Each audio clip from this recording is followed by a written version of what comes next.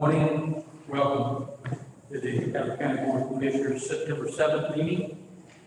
At this time, I would ask you to join me in a moment of silent prayer.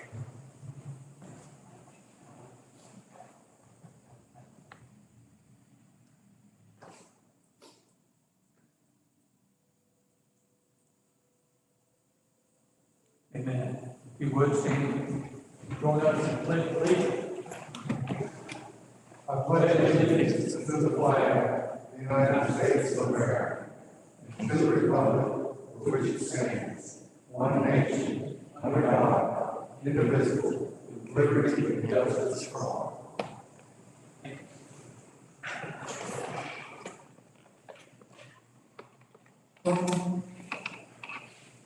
This time we'll be going into our public comments.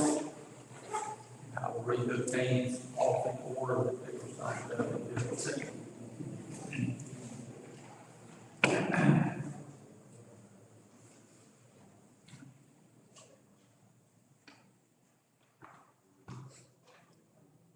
Tony Hammond.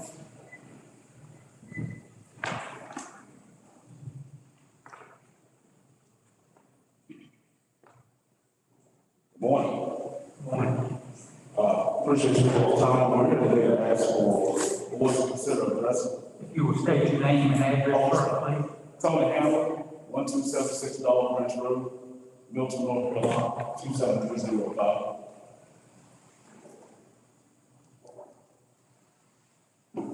All right. Today I was going to ask you all to consider addressing the issue of trying to assist us in getting Dollar Branch Road paved. The road hasn't been maintained in a number of years the way it should. It's actually washed away. All the residents, I repeat, all the residents of Dollar Branch Road have signed the right of way to have the road paved. Some of the property owners that are really unreachable. We tried to certify letters, there's 3, all included. The 2 of them are under the care of the same person. So I don't want that one signature specific to. But the road has not been maintained. It's actually becoming a single lane road. It's washed out. They put temporary levers in place.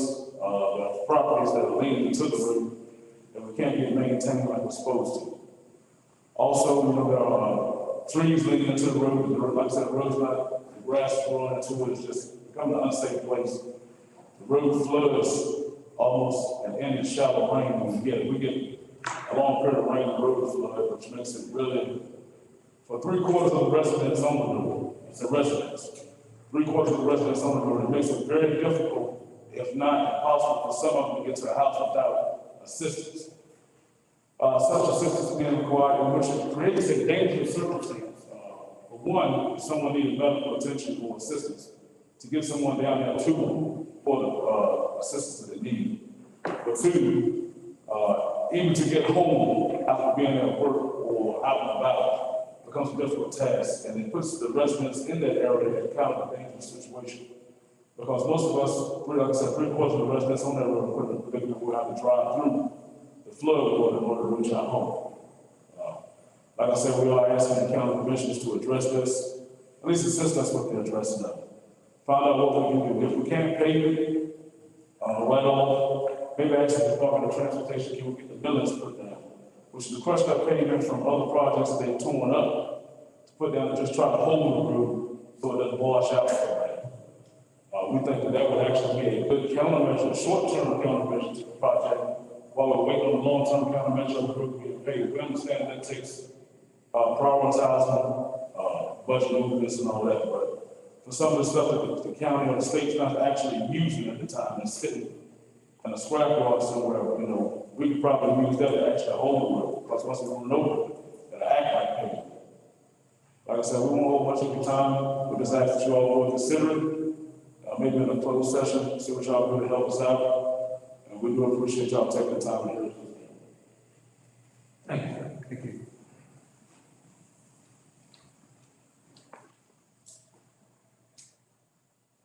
Ernestine Hammond.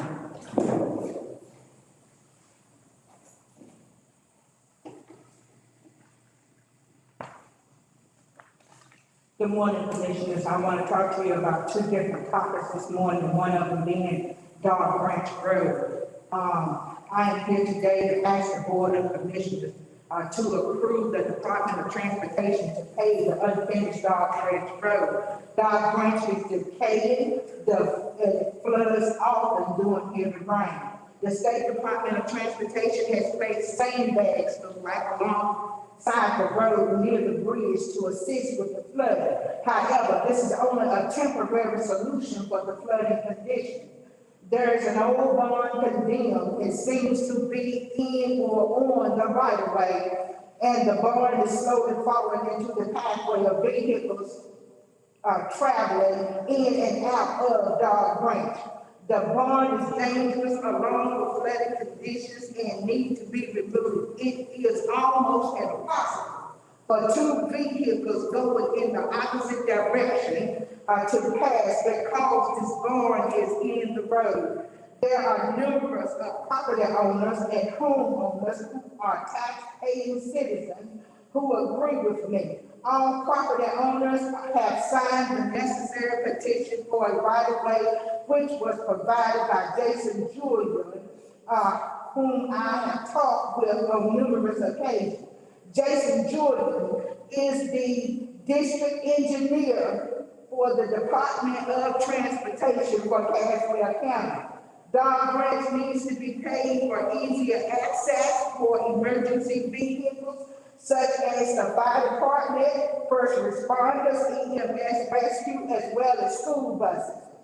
In an emergency, every second, every minute counts. There are property owners who has been notified by certified mail, and on two other occasions, no response.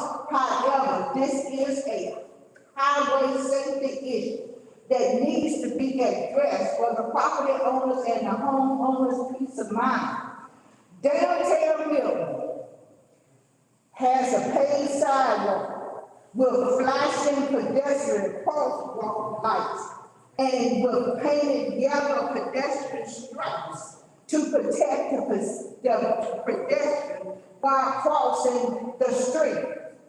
But know one thing here, there are no pedestrians to cross the street, yet it's paved. Therefore, it is our hope that this Board of Commissioners will move forward to take the necessary steps to pave Dog Branch. On my second, You're gonna run out of time.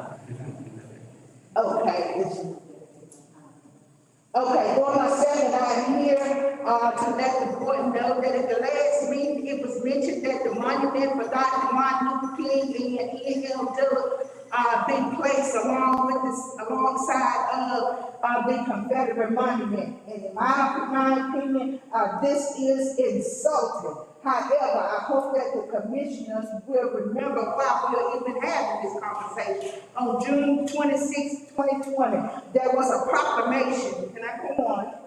There was a proclamation declaring a state of emergency.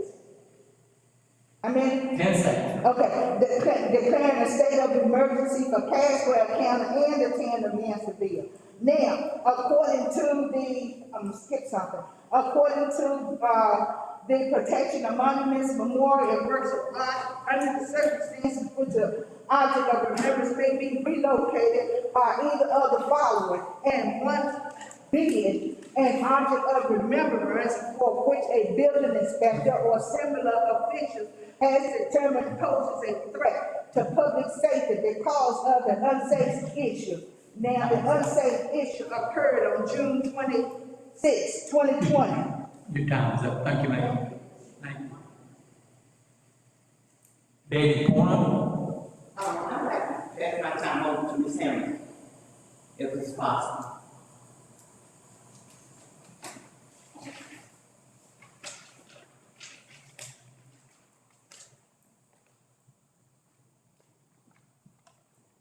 Now, the proclamation declaring a state of emergency read as follows. It said that whereas current social unrest that was brought to our county and our town recently by individuals outside of the county and the town seeking to cause political and social unrest in our communities. It also stated that whereas a result of the above described disaster, I have determined that there is an imminent threat of or existing conditions have caused or will cause widespread or severe damage, injury, or loss of life or property. And public safety authorities will be unable to maintain order or afford adequate protection for lives or property. Under the curfew, there were only certain hours that people were allowed on the square. The town kept the monument protected while unable to keep its citizens protected. Thank you. Charles Michael.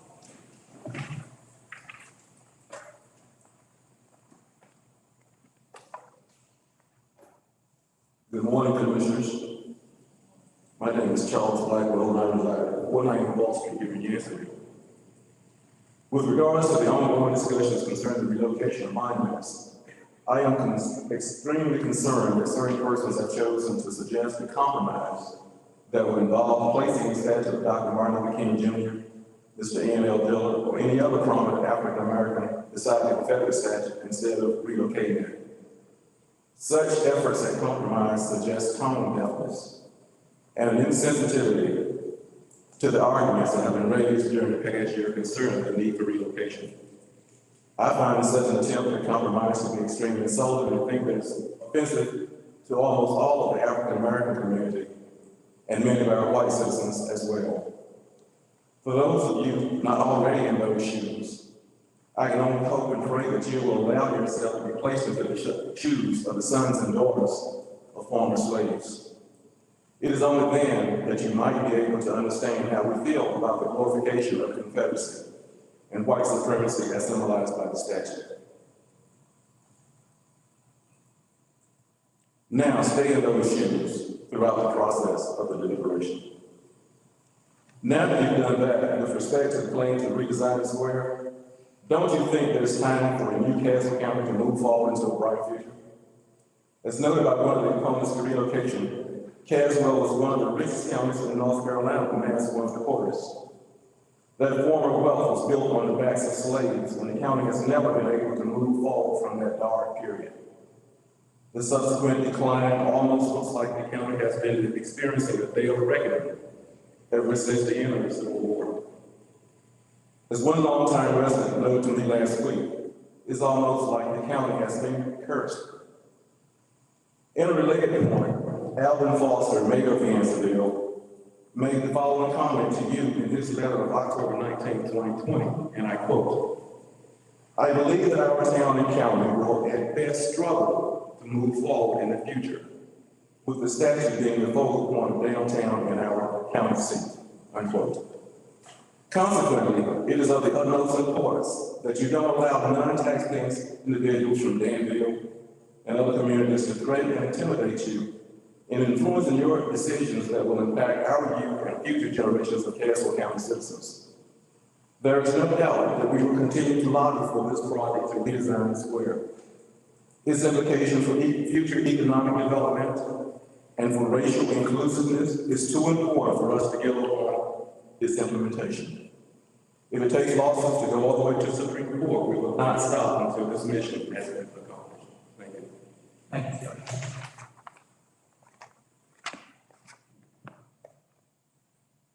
This time, I'll declare public comments closed. Any recognitions by commissioners this morning?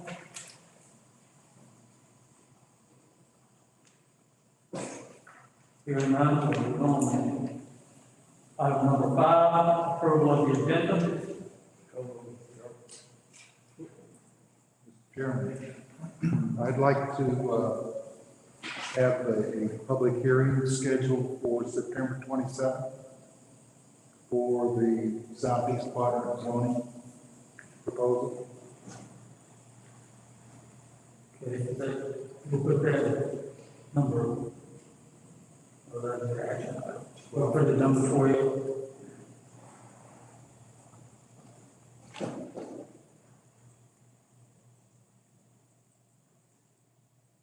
Any other additions, changes? Your motion still stands. Commissioner Jeffers, all right, I need a second. Second. We have a second. All those in favor with aye? Aye. Any opposed?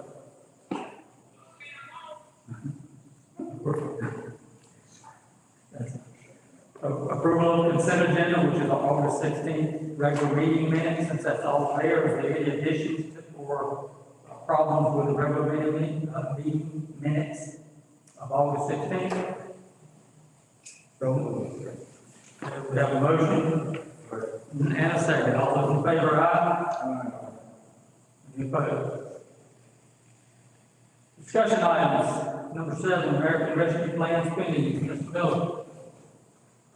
Mr. Chairman, before we move into the American Rescue Plan spending, we do have our local health director with us. If the board would like a COVID-19 update, I'm sure she probably has some information for the board. Yes. Would you like to come up and enlighten us today where we're at? Mr. Miller, I'm having a hard time understanding you.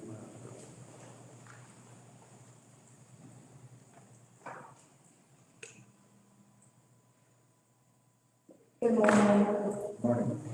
Last week we had a meeting with the state that kind of facilitated bringing government officials together and public health officials together. So thank you, Mr. Owen, for being on that call. We get a weekly update from the state epidemiologist. I think it was really helpful to have our government officials receive that same update. So we are still experiencing really high levels of viral transmission within our county. Our weekly totals are continuing to rise. 3 weeks ago, we had 73. 2 weeks ago, it had gone up to 81. This past week was 120. We're still seeing the largest rise in the 30 and under population. We had our highest day total during this Delta variant. On Friday, we had 37 cases come in. The difference between now and January is that none of those cases are in congregate living settings. They are all community cases. So that's an important distinction to make, I think. According to the state epidemiologist, we expect this current trend to continue at least through September and probably into October. And our positivity rate right now is around 16.7 for the county. Throughout the pandemic, we looked at that metric as a way to gauge whether we were testing the right people. We just weren't testing widespread. We were actually testing people who were symptomatic or who had been exposed.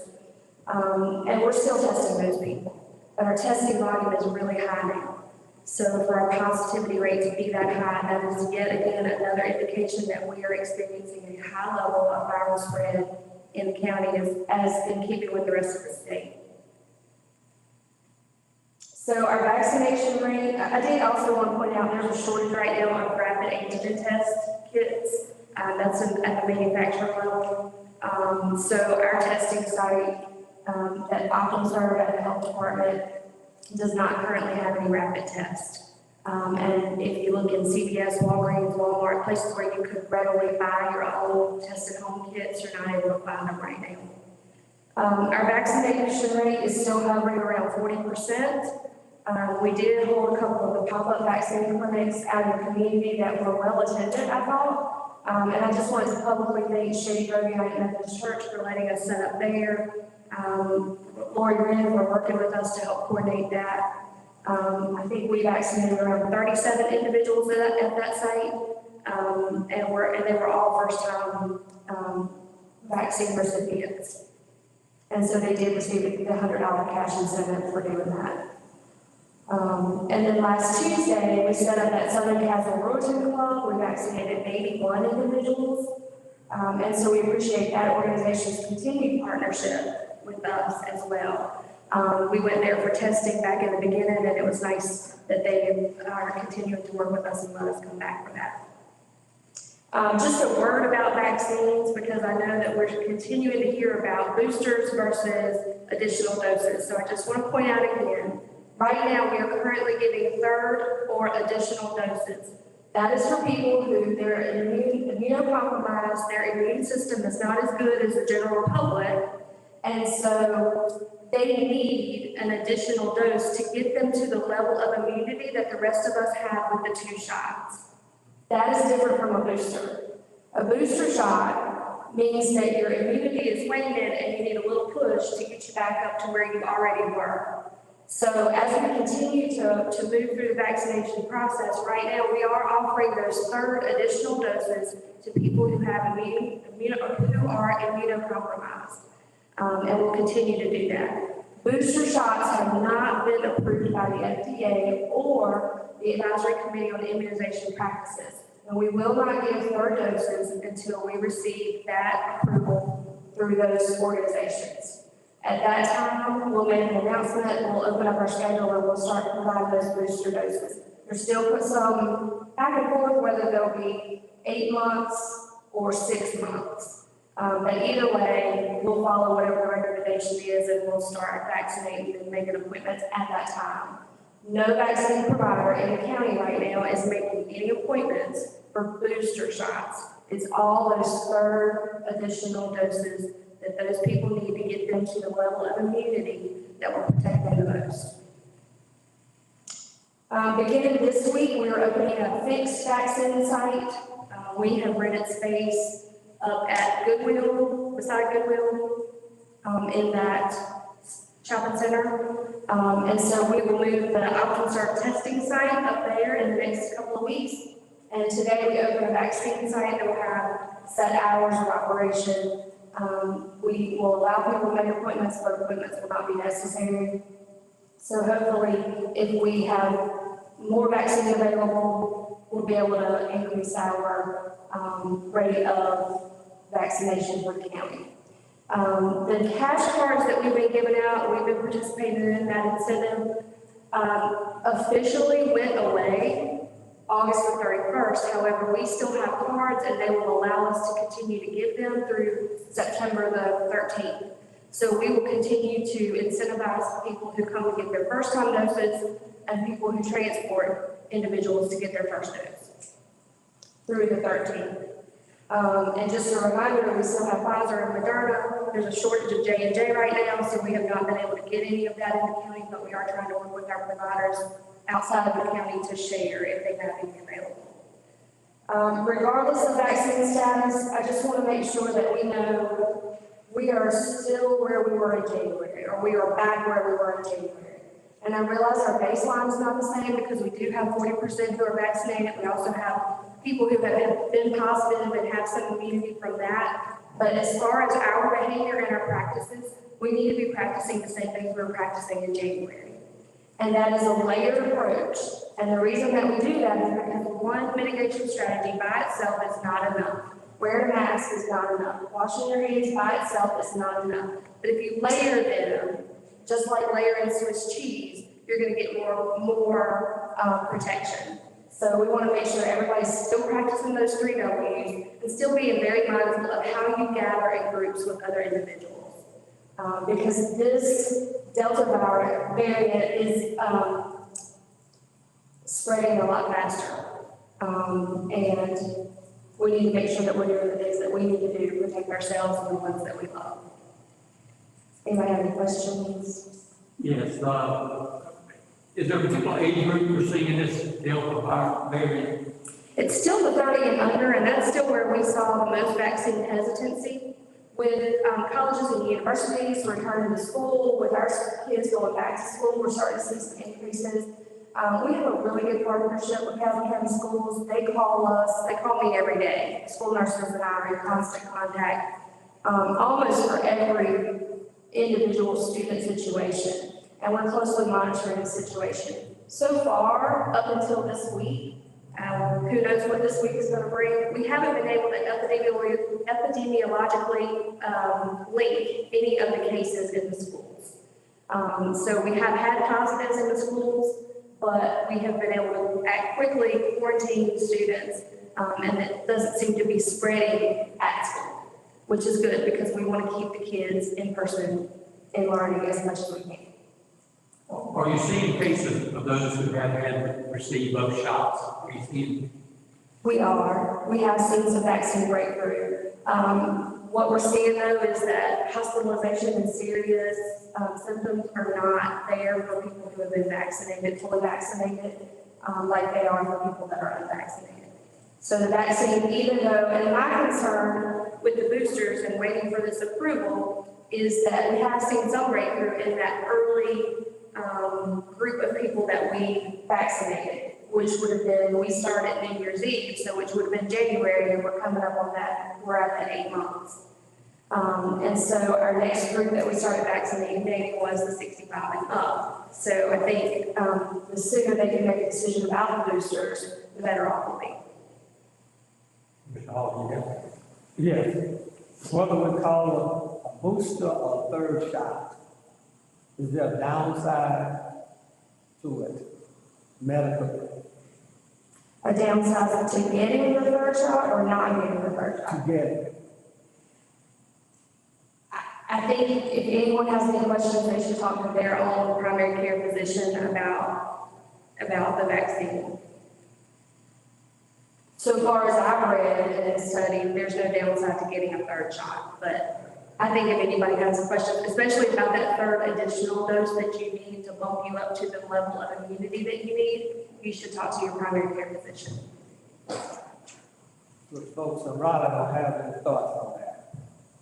Not that they shared with me. Thank you. Mr. Jeffrey, do you have any questions? No, the question I had, yeah, I think I understand you said you'll have to wait 8 months before you can take the booster shot.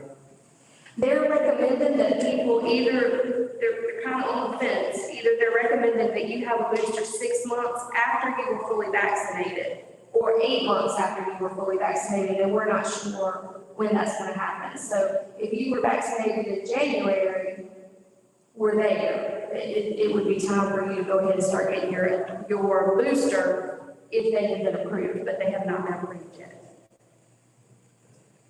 Mr. McDaniel, Mr. Fox. Morning, Jennifer. Thank you for your usual very good, very thorough update. On the booster, it's my understanding that only the Pfizer booster is tentatively approved or approved or. Neither one of them are approved for boosters yet. Why did I think that there was a difference between the Pfizer and the Moderna? I don't know. The Pfizer is fully approved by the FDA, but that does not include the booster shots. It's just the vaccine has been fully approved. Moderna has not gone through that process yet, but they're both the same type of vaccine. And so, as far as the general protocol of booster, if you've received the Pfizer, you should get the Pfizer. Yes. If you receive the Moderna, you should get the Yes. booster once they're approved. Yes. Thank you very much. No further questions. Thank you for that update.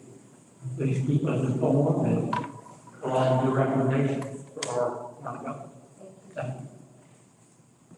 All right, Mr. Miller, we'll go to the American Rescue Plan Committee. Commissioners, as you all know, you passed the project ordinance along with the budget that outlined the spending that was approved for the American Rescue Plan. We have an additional $500,000 out of the first tranche of money still left after the appropriations made by the board. There are some additional allowable uses for the American Rescue Plan. Two allowable uses of the American Rescue Plan are to incentivize unvaccinated employees to become vaccinated. And the second would be to provide premium paid workers performing essential work during COVID-19 public health emergency. First, I think it's important to note the intention of premium pay as detailed by the U.S. Treasury. It's to compensate low-wage essential workers for the risks they have taken throughout the entire pandemic. There's a 150% threshold that helps ensure that the funds are used for that purpose. The U.S. Treasury's interim final rule communicates an intention that premium pay should address the heightened risk to workers who must be physically present at a job site, and for many whom the costs associated with the illness were hardest to bear financially. This would encompass janitorial and maintenance staff, transit staff, public health and safety staff, and social services and human services staff, just to name a few positions that would be eligible for premium pay. Premium pay is defined as an amount up to $13 an hour in addition to wages and should not exceed $25,000 per eligible worker. Premium pay must be in addition to a worker's regular wages and cannot supplant a worker's normal earnings. Premium pay may be provided retrospectively for work performed at any time since the start of the COVID-19 public health emergency. Funds cannot be used by local governments to repay themselves for premium pay that has previously been provided to workers. Employees that work in any capacity for the county between the dates of May 2020 and now would be eligible to receive up to 100 hours of premium pay for their hours worked. So the North Carolina annual or average annual wage is $51,010. That would make the 150% threshold for Caldwell County or for the state $76,515. So basically what the state's saying, or the federal government's saying, is that you can't provide premium pay to a worker that moves them past that average annual salary.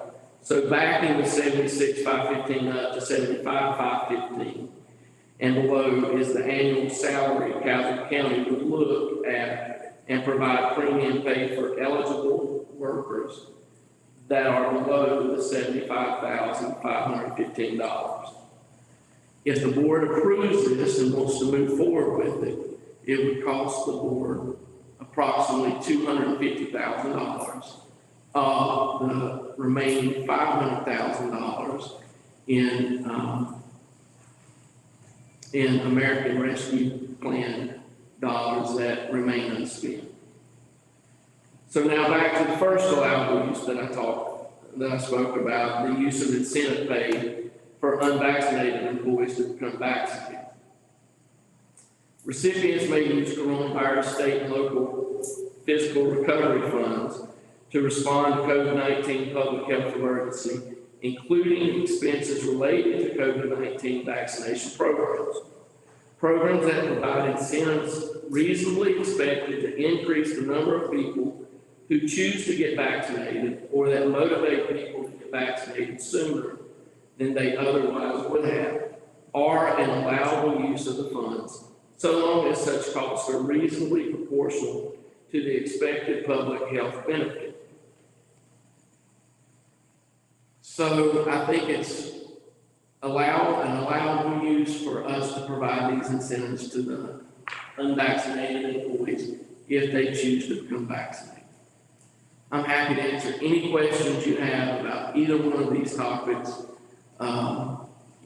As you're aware, the board has a policy not to approve off-budget spending in more than $10,000 in any one session the first time it's heard.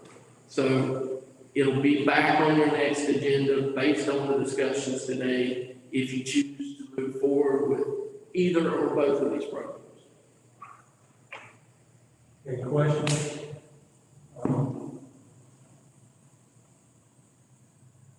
Comments? Yes, sir.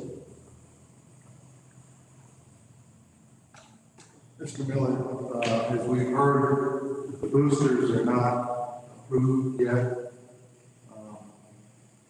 Would the ARP funding cover booster shots for county employees?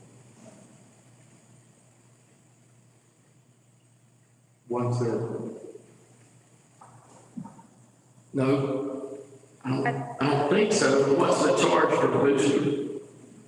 There's no charge for a booster. I think the incentive is to have people vaccinated, and if we incentivize people to take that step to get vaccinated in a more positive way than the vaccine mandate, that we may have more employees who choose to get vaccinated versus not.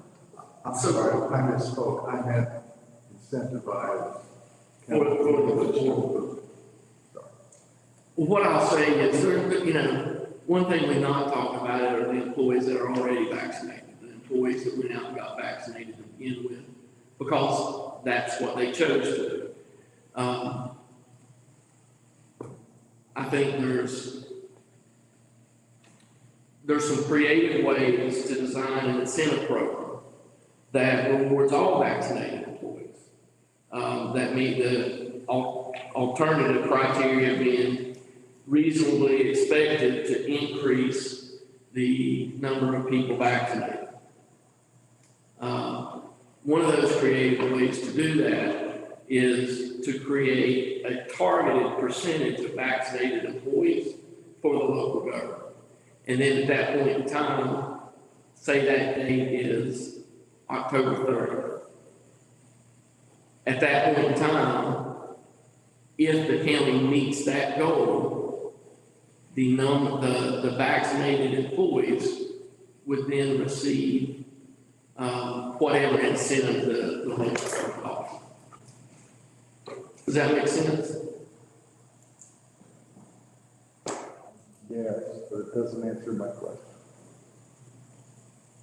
Repeat what you said, Jimmy, please. I don't know that I can, but I'm gonna try. Close. So if the board were to set a target, like we would like to see county employees vaccinated at 90% of our county employees be vaccinated by October 30th. Then if the county employees were to meet that goal, at that point in time, the vaccinated individuals who helped the county meet that goal would receive whatever incentive the board approved. So we're paying them to get vaccinated, basically. It's an incentive to become Most of the vaccinated. county employees are 21 years or older, right? 21 years old, That's right? correct. And they know right from wrong. And if they don't want to get vaccinated, that needs to be their choice. We don't need to be paying. I was kind of ticked off at the government paying $100 and all that stuff to these people that need the vaccine. We don't need to be paying employees to take the vaccine. They're 21 years old. They know right from wrong. Why we got to pay them? I don't think we ought to be spending that money to pay them people, county employees or not, to take the vaccine. They should be smart enough to know to take it. So I would not vote to spend a dime of that money on paying anybody to take the vaccine, especially at this time. That's the way I feel about it. So currently, Jennifer, where are we at with vaccinations of county employees around? I think it's 65 to 68%. I think so.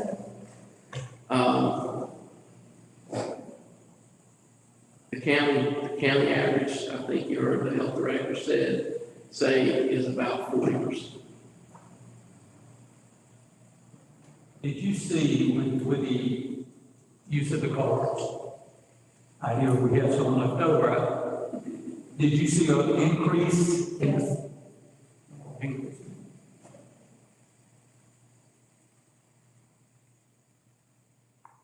And personally, I understand what Commissioner Rebecca was saying.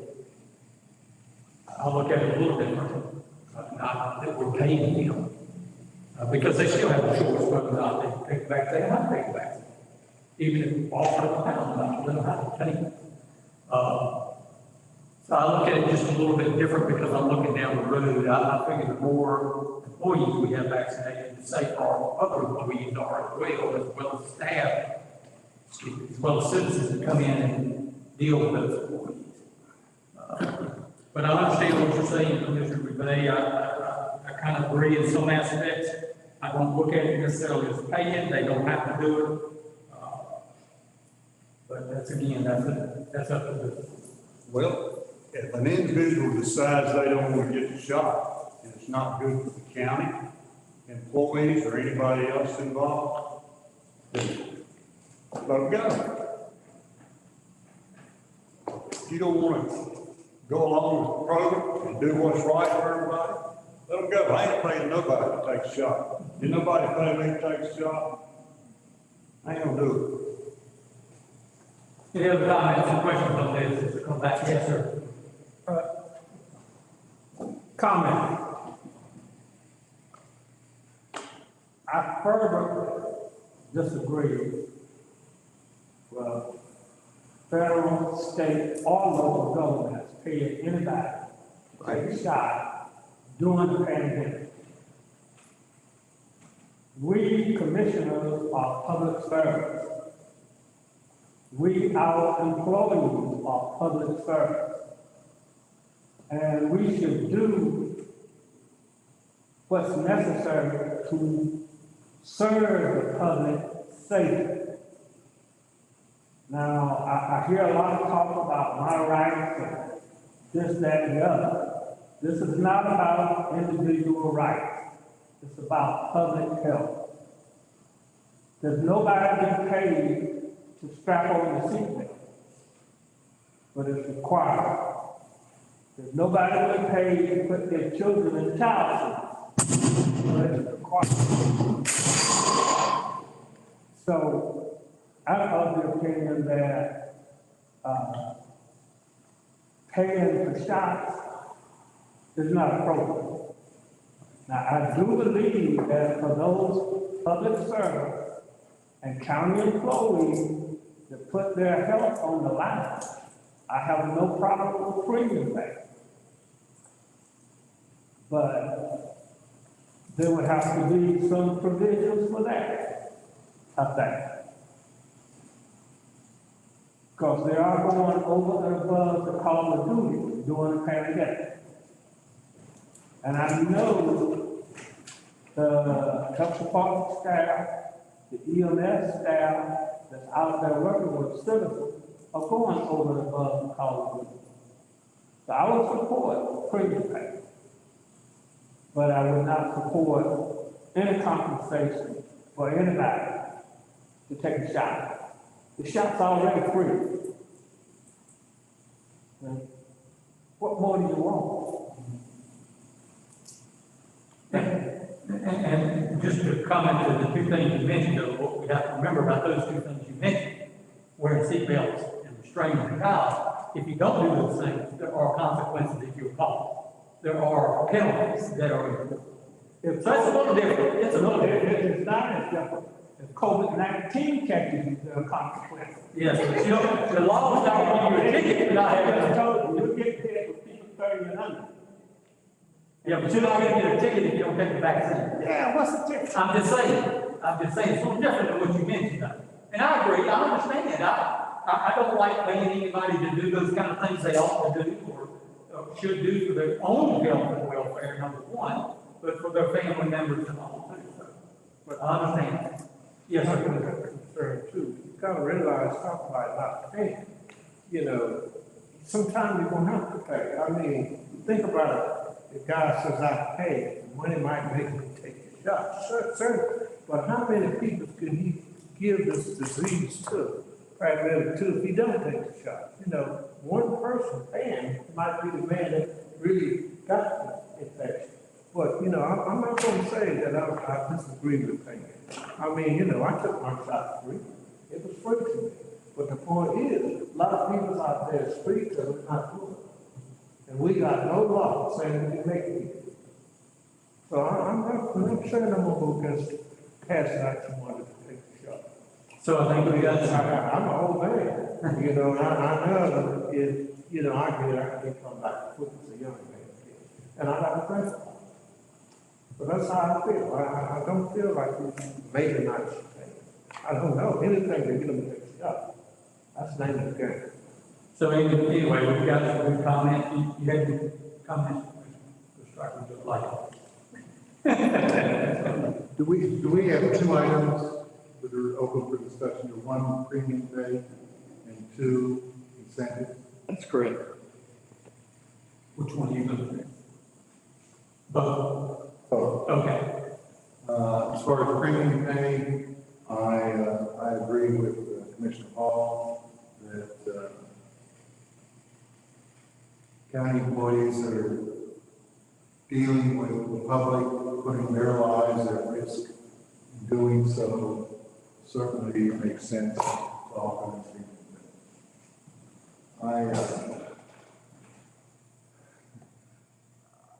pay. I do struggle a bit with ways to get the vaccination rate up. It's kind of like choice between the devil and the deep root seed here. We're damned if you do, we're damned if you don't. I think we need to do everything we can, should, to get that vaccination rate up. But it does go against my gut to pay people to do what they ought to do in the public good. There's an abundance of evidence that says you're not doing yourself any harm. And it's free. Why should we pay people to do the right thing? So I see two different votes, if you will, on these issues. Yes, we need to get there. And I think it gives us a lot to think about and come up with maybe alternate solutions to getting more of our employees vaccinated. Just a quick note though, so we understand, CARES Act money was specific individuals that supplements. What's the, what do they call it, Dave? Supplement. Hazard pay. Okay, hazard pay. In the new plan, it goes beyond that, just so you know, but that, again, this board will decide in the end who gets what, if we decide to go supplemental pay for those people. So let's think about these two things in the next couple of weeks, and maybe we can come up with some other ways to incentivize our people to get it vaccinated. We already know that those who decide not to, to be very honest, reasoning with them doesn't work. I mean, it just doesn't work. But just think of this. I have a question, perhaps you can answer. You know, you hear a whole lot. And I'm hearing about half of the EMS services got the COVID. Is that true? Or do you know if it's true? We have several departments that have had multiple employees who are out. That's probably more of the county manager's story to share than mine, which departments they are, but we do have a couple of departments that are struggling right now because they have staff out, they're positive. Did those employees have the shots? Some did. Some did and some didn't. Most did not, but some did. Repeat that. Most did not, but some Most did. of them did not. But I'll weigh in here and say our emergency services personnel were also among the first to be eligible to be vaccinated. So as you heard Ms. Eastwood say before, they've cycled around to where they may be a group that need the boost. But you've got employees that didn't take the shot, and they're on the front line, they're the first people exposed to it. With the education that they've got, you would think that they would know to take the shot.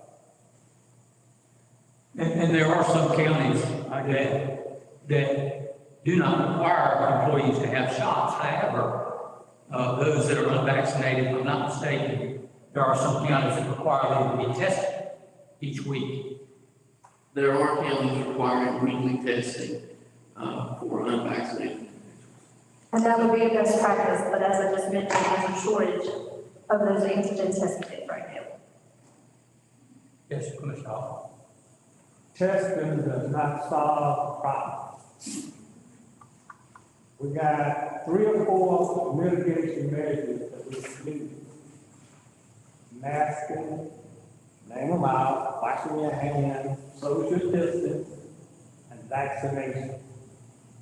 Now, I feel strongly that if we're going to be public servants and we're going to serve the citizens of this community, then vaccinations, free vaccinations, should be a requirement for employees.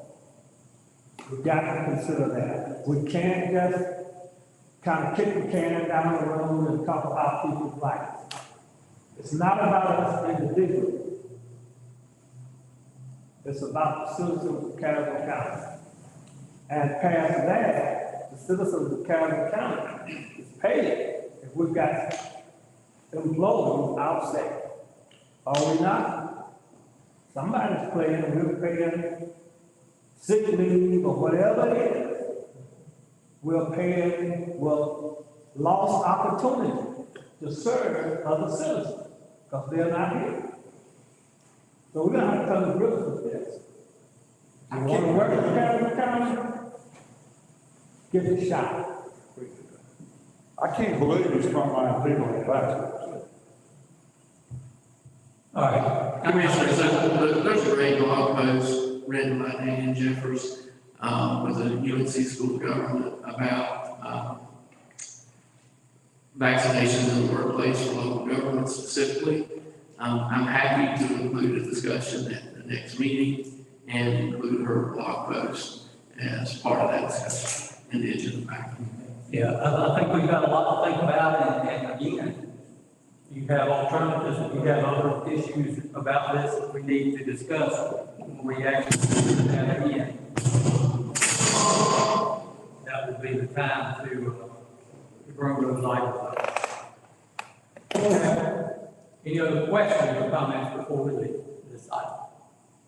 All right, this time, gentlemen, we'll take Mr. Quick. So where are we? Because I understood that county manager said we needed to do something this week and next week.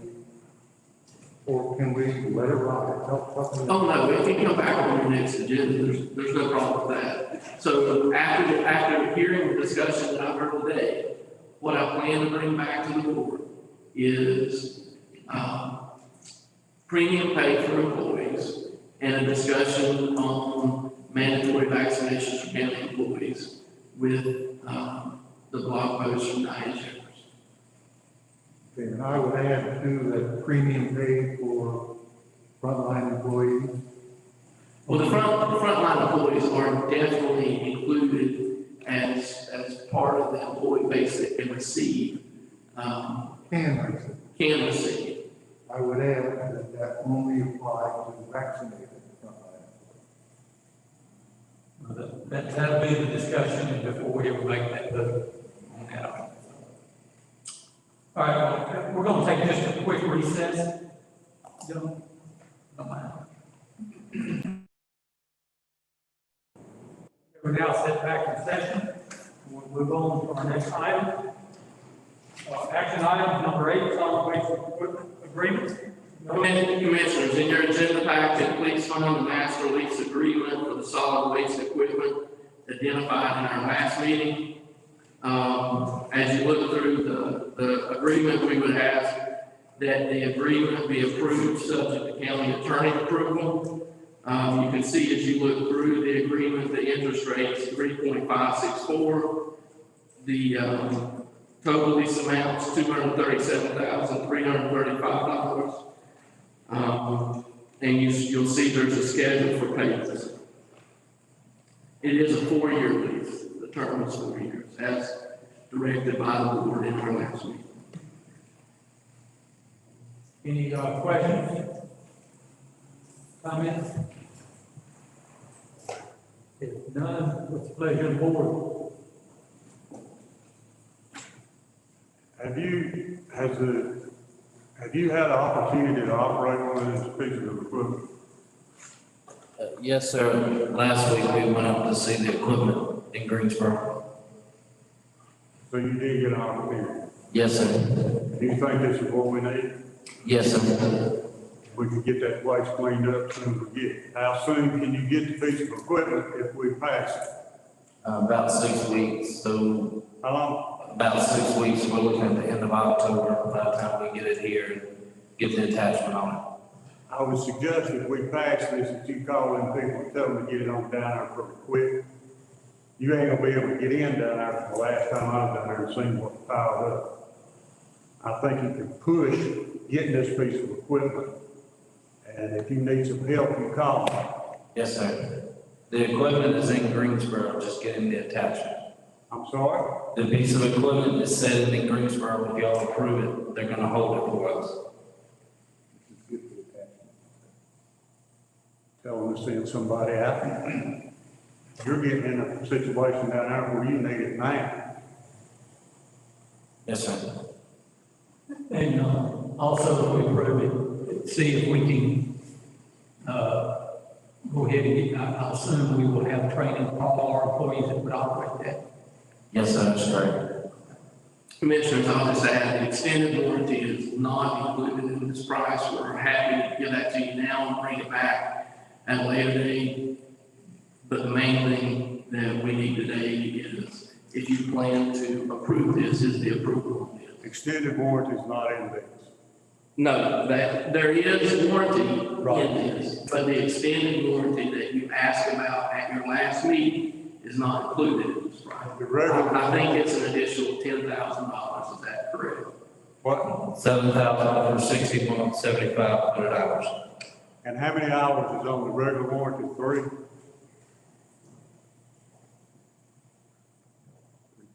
Three years, 3,000 hour warranty. I mean, 3 years, 3,000 hours.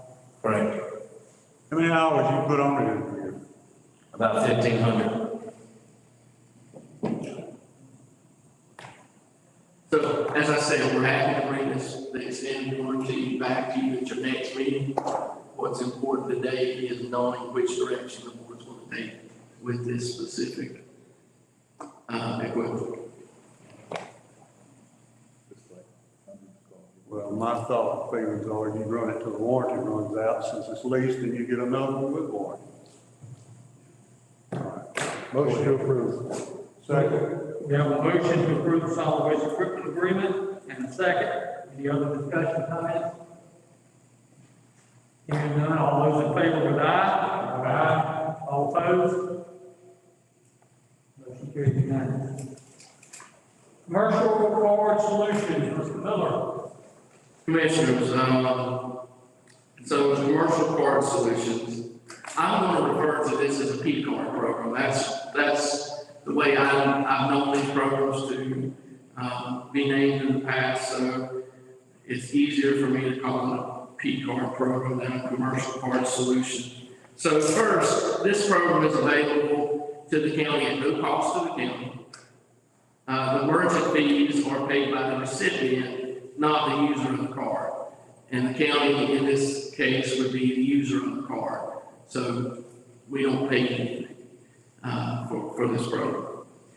Currently, if the department wishes to make a credit card transaction, they must come to the finance department, check out the card. There's one card available. So if multiple units of Calhoun County local government need to use the card, they're not able to do that. They have to wait for the other department to bring back the card, which at times can be an entire day, could be potentially longer than that. A P card system will allow each department to have a card. Now, you notice I'm not saying these are credit cards, because these are not credit cards. The funds on the card are linked to the amounts that have been approved through the budget process by the Board of Commissioners. The transactions are monitored and restricted. Transactions from P card purchases flow through from the purchase into a file that's imported into Munis, our new finance software, and into the department's budget. This reduces the amount of work required by each individual department and the finance department. Invoices like solid waste hauling and tipping fees, insurance payments, power bills, copier leases, etc., can be set to be reviewed by the department and then automatically paid using the P-card system. For the first year, any usage over $500,000 will be eligible for a 1% cashback payment to the county. Additional years, the upper limit may be set by the provider, but it's expected to be about $1 million. Anything over $1 million spent, we get 4% cash back. We would ask for your approval to move forward with this program. If approved, a policy and procedure resolution for the program will be back before the board at your next meeting for review and approval. So I'm happy to answer any questions that you may have about the program. If I can't answer those questions, we have the finance director and the deputy finance director with us today. The deputy finance director has dealt with these programs in her past employment, previous employment, and their jurisdiction was set back to receive about $12,000. I would estimate ours would be considerably more than $12,000. If we spend, even with the upper limits attached, if we spend in the neighborhood of $4 million, $5 million, which I do not think is out of the realm of possibility with the P-card program, I think we could look at $40,000 cash back on a yearly basis. So as you would imagine, solid waste tipping fees, which come in at over $1 million a year, right, AJ? Close enough, yes. Okay, and then all the power bills paid by the county. But the cash back is just one perk for this program. The real operational functionality of the program is what makes this program useful to the county. So I'm happy to answer any questions you have, any questions that I can't answer. We have two folks here that probably can. My first question, and I think I already know the answer, but I want to make sure that it's understood. And I'm going to use administration as an example, whether or not you're going to get a card, I don't know. Let's say that you have a card. That card that you will have is tied to the budget for administration only. That's correct. So you cannot spend past that amount. And if I'm not mistaken, with this card, you can set daily limits to the amount spending. That's okay. Right. And you can restrict usage at places like restaurants. But say, for instance, there was a need to use a card like this at a restaurant. It's as simple as calling the finance department, making the request, and the finance department going in and approving that request. So it's a very user-friendly system, but it can help us restrict unlimited usage. And right now, if we have a department user card and another department needs it, they gotta wait for this group. That's correct. It's not to happen. And there's no limitation. I mean, what we have now is truly critical, right? Right. So there's no limitation on what any employee could check out the card and go buy anything they wanted to. Now you can catch up with them in the end through the review process. But those restrictions set on through the P-card program would help us do that on the front end rather than the back. Mr. County Manager, can you elaborate just a bit more on the liability protection aspect of this? How are the spendings checked, monitored, limited, examined, audited, etc.? I mean, I don't want the 10-page version. I want the paragraph version, please. What I can tell you is that will come back to you in your next in process and procedure resolution. There'll be a book associated with that will kind of explain some of that. What I can tell you is that when transactions, first, on the front end, transactions are restricted. Then when the transactions occur, if they're allowable use and it goes through, the department head would review those transactions and would approve those transactions, and the finance department would pay the bill, pay the invoice through the P-card program. Invoices that are generated on a monthly basis to, say, solid waste hauling and tipping, they come in, the department head would review the bill, would approve the charge, and then they would be automatically paid. You have anything to add to that? We can make it as strict as we want it, and just so you know, someone can come check out the card, go make a purchase, and within a minute, I could sign on to the system and see exactly where they bought it, how much it was, or if it ever gets declined, I can instantly go on, tell why it declined, say they only had $500 on that budget line that they wanted to spend, but they tried to spend $501. It's instantly going to tell me, well, you went over your limit, you can't make that purchase. It's very strict. We can set different departments at different daily rates.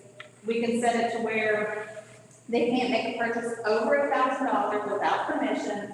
Because right now, it's a free-for-all, really, because they can check out the card, use it anywhere, and buy whatever. We can set different restrictions for different departments.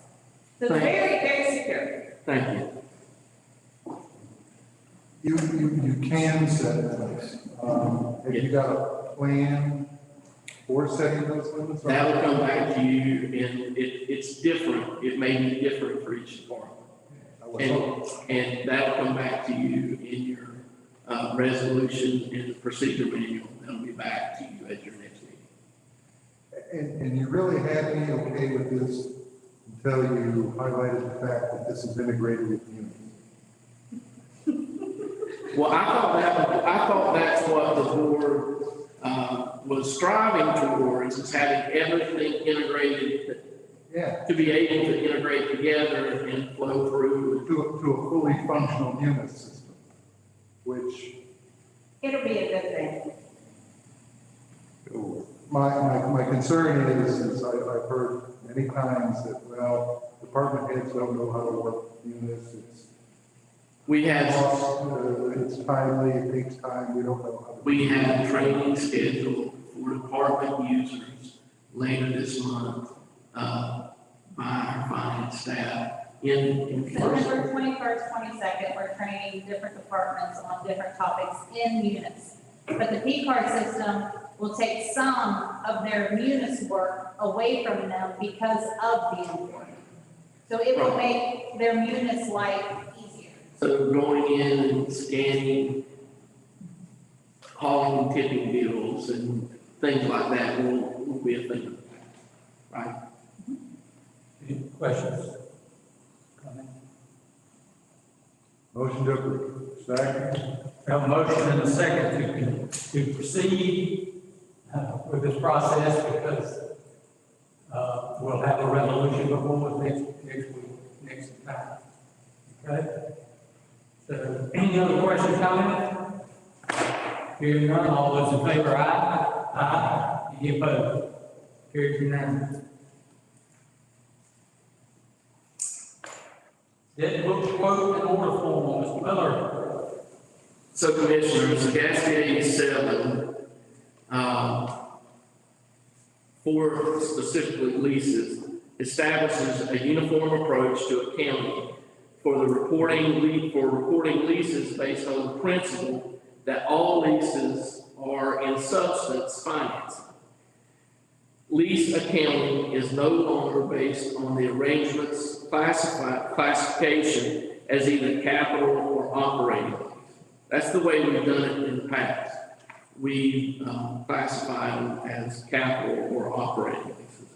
Under GASB 87, a leasee is required to recognize a lease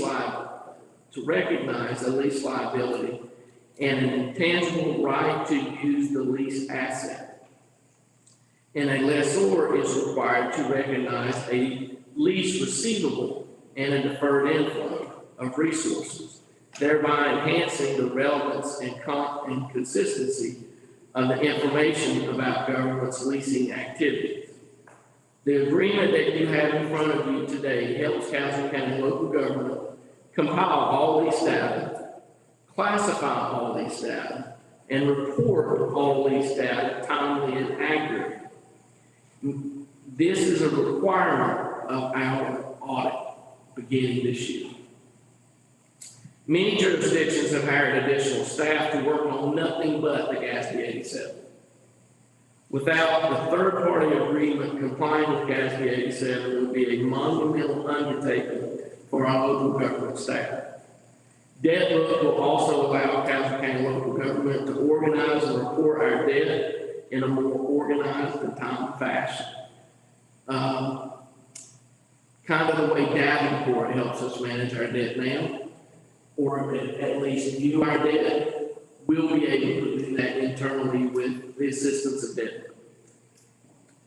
The cost of debt book is under $10,000 for the first year and is $7,500 every additional year. We would ask that the agreement be approved subject to county attorney approval.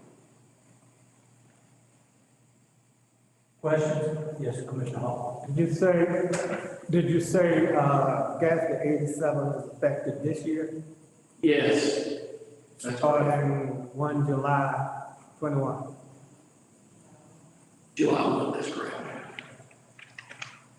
And basically what they're going to do is they're going to take every lease document that we have and every debt obligation that we have, and they're going to review those documents to answer certain questions that are required to be answered by GASB 87. They go through and then they create tables and spreadsheets that we're able to access through the process. And part of the requirement for GASB 87 is not only that we identify these things and that we go through this list of questions with each lease that we have, it's that we're able to prove we've done that. So by utilizing debt book, we can actually go through and show each question and show each answer and show how that lease should appear, whether it should appear as a financing or a lease or whatever the case may be.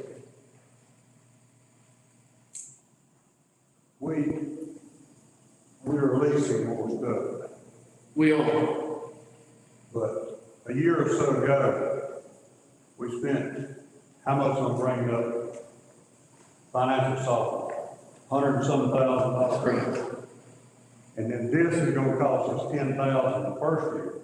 That's correct. And $7,500 after that.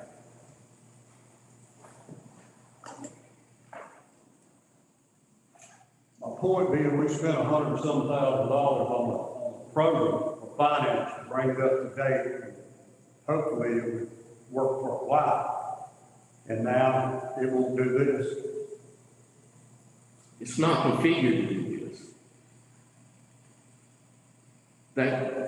That's not what our operational software is configured to do, and it never was.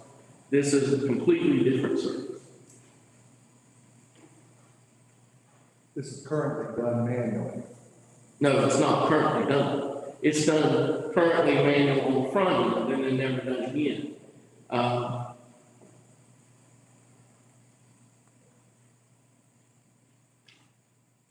And we have to do this every year to comply with GASB 87 moving forward. This was an audit item. You said?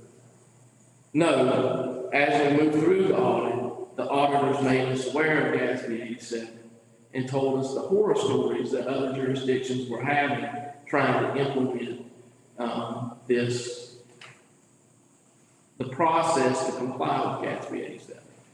So they were very, very concerned that we would not be able to comply with that. Through those discussions, I think our finance director reached out to some counterparts, found out about debt book, and she and I sat through a presentation with them.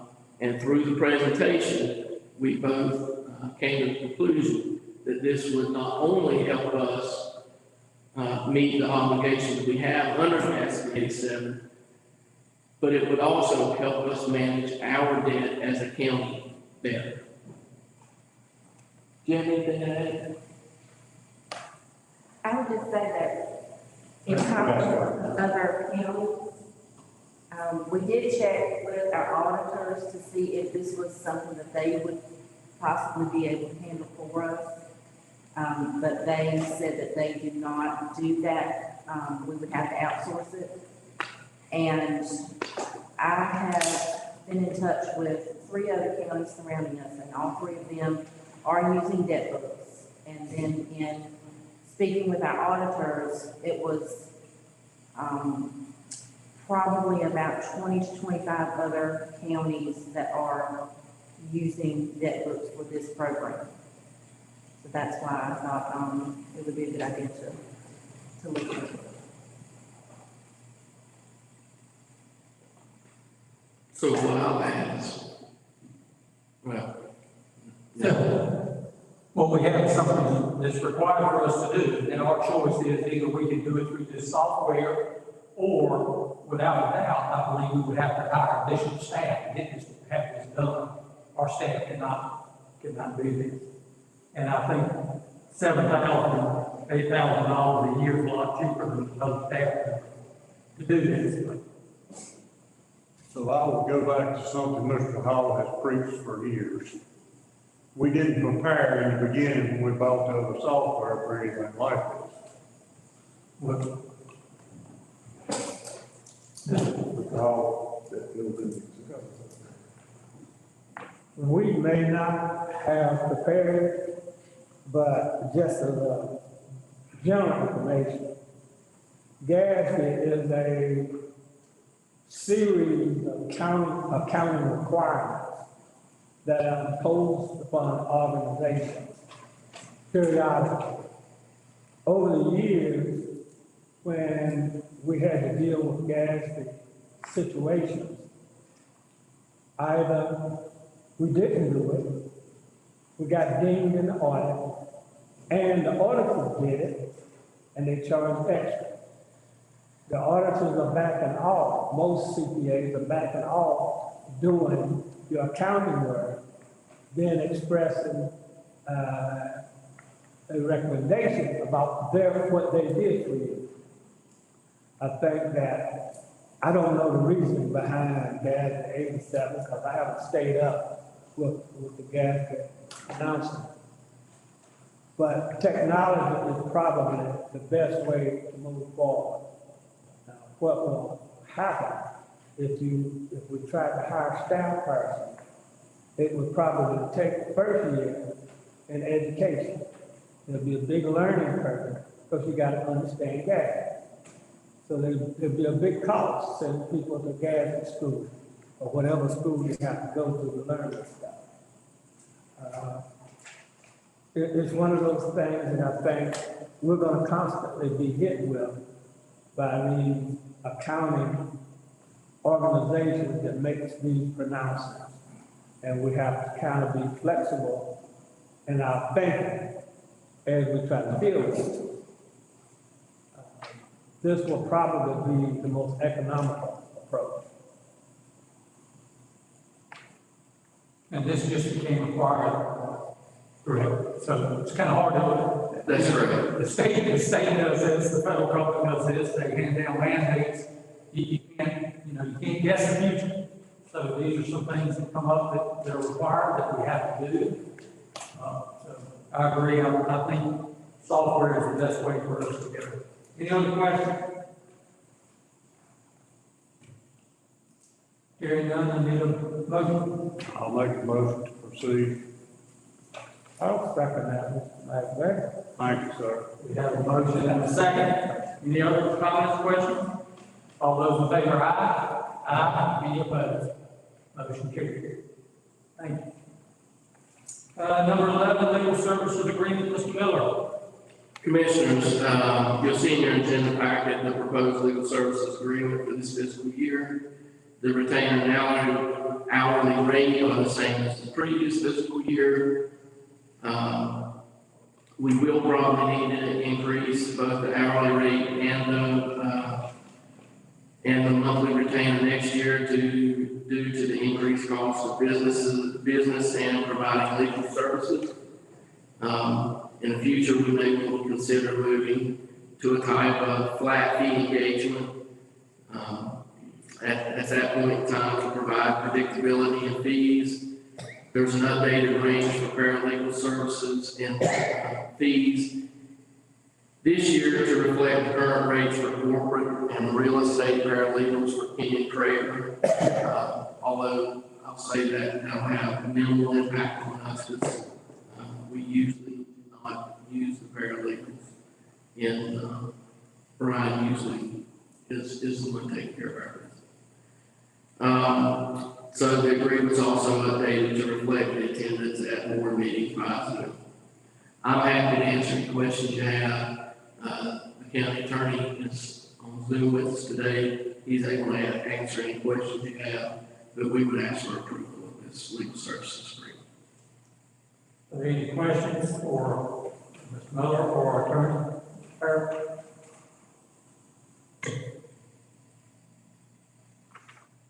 Hearing none, then I need a motion. So moved. We have a motion and a second. Second.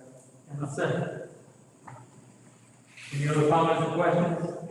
All those in favor with aye? Aye. All opposed? Thank you, Mr. Farrell, for what your work you do. Thank you. Thank you, Mr. Chairman. Item number 12 is the added item of the Southeast zoning public hearing, I guess. And we need to set the date for that. I'll let Commissioner Ostrowski do that. We need to have a public hearing on the Southeast Quadrant zoning proposal. The time frame is such that if we try to have it by our next commissioners meeting, it could be a little dicey as far as making sure we dotted all the i's and crossed all the t's. I would like for us to hold that meeting on the 27th of September, which is a Monday, in the evening, to enable our citizens to participate and make sure that we do all the preparatory work, mailings, etc., notifications, etc., to be fully compliant with all the policy and procedures associated with the public hearing. What time did you say to me? Our usual meetings are 6:30? 6:30 is fine.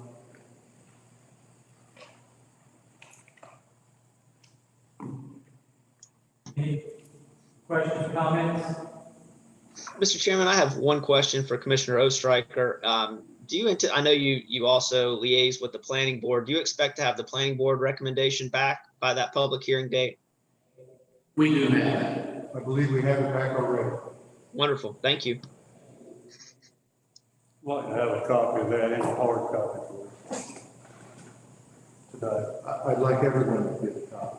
Sure.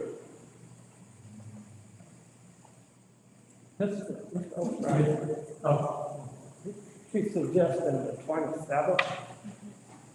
Please tell me I looked at the calendar correctly. That's a Monday.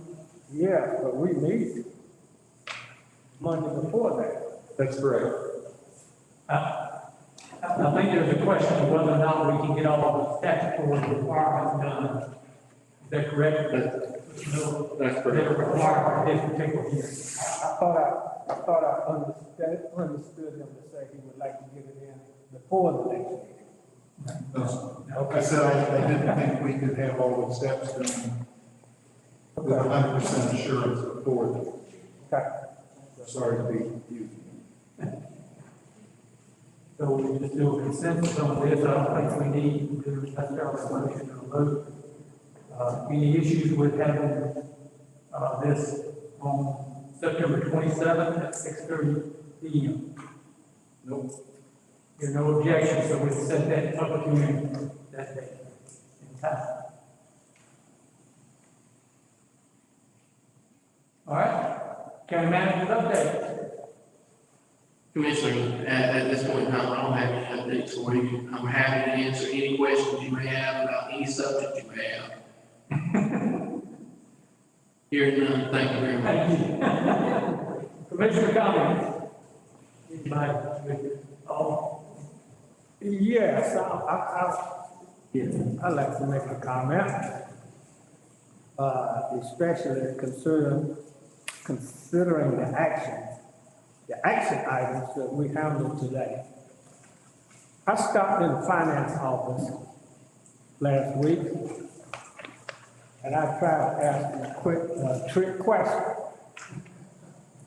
And I kind of asked one young lady that, were we smart enough to do certain things in that? And she said, well, I said, go ask the finance director. And she did. I was hiding behind the door. About 4 or 5 other people in the finance office jumped me right quick. They wanted me to know that they're smart enough to do about anything. And I can see that for what we handled today. And I want to commend them for being progressive in handling our finances. Thank you all very much.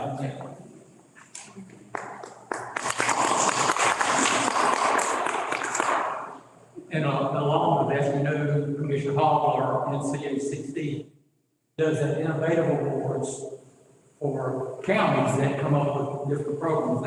And I think that's something we need to consider for our own department, that they can come up with things that save us money, save us time, paperwork, maybe something this board would like to look at sometime. Because I know we have a lot of employees who have a lot of good ideas that maybe don't want to share them, so maybe we could promote that somehow to get them to share that. But thank you for what you do. I understand about that on the, Jack Corner Road. I haven't seen no improvement, the lawnmower and stuff still out there, and I still can call. I know you had those agendas proposed, send somebody, I haven't seen nobody, I don't know, but I still can telephone call. I ain't seen no improvement, I go by that every day. I don't see no improvement. We need to do. I'm sorry, I can't hear or understand. Take the mask down. Go ahead and repeat that again. All right, it says on Jack Corner Road, I brought this up, once before, about, you called me about the junk yard, you got in that lawnmower, and I haven't seen no improvement, still the same thing, have kind of been out there looking at it. That's what I want to know. Honestly, I cannot answer that question now. I can find out and let you know later on today. I would assume if he was received a complaint that he has, but I'll make it a point to check it out and call you back today and let you know. I wish we would kind of get somebody out there, look at it, I'm still getting telephone calls, so I don't know what it is. So I promise you, we're gonna get something done. Thank you, Ben. Mr. Striker. And the next thing, Oh, I'm sorry. I'm sorry, I thought you said your name was on Dog Ranch Road. Dog Ranch Road is one of the worst roads in California. I drove 2 buses on that road. I guess I tried to go all around all the dirt out of it, but I didn't. But anyway, Charles Clemson, on that, when it paved that road, I hope that road paved like this. Down to him, he was not trying for to go across his farm. He owned, well, say half of that road when I got the lawn to Charles Clemson. But after he quit, he sold the land. He sold 25 or 35 now, and then people definitely dirt. And there's a kid there in a wheelchair too, also, the bus and things come in. Whatever you can do, please help these people out on South White Road. They need it. I've given my card with my cell phone number on it to the gentleman spoke with public comments today. He's gonna call me and, we'll speak with Jason Joanne and, other parties, that need to be involved to make something happen. Thank you. All right, announcements and upcoming events, September 15th, 2021. Stories of Stateville women at the Gun on Moore Library from 12 to 1. September 20th, we have our next commission meeting at 6:30 p.m. September 25th, 2021, 19th Amendment on display at Gun on Moore Library from 9 to 3:30 p.m. Any other announcements for upcoming events? I think second Saturday, is this coming Saturday? No, can't. I know the first Friday is in the canceled. You know, the hoedown was canceled. And the hoedown has been canceled. And I want to make sure that everybody understands that it was not the county manager or the health department director that made that decision. That was made by the Chamber of Commerce board. Okay, yes, sir. Saco, North Carolina, still on the agenda. For October 5th. Yes, it is. It's still scheduled to occur.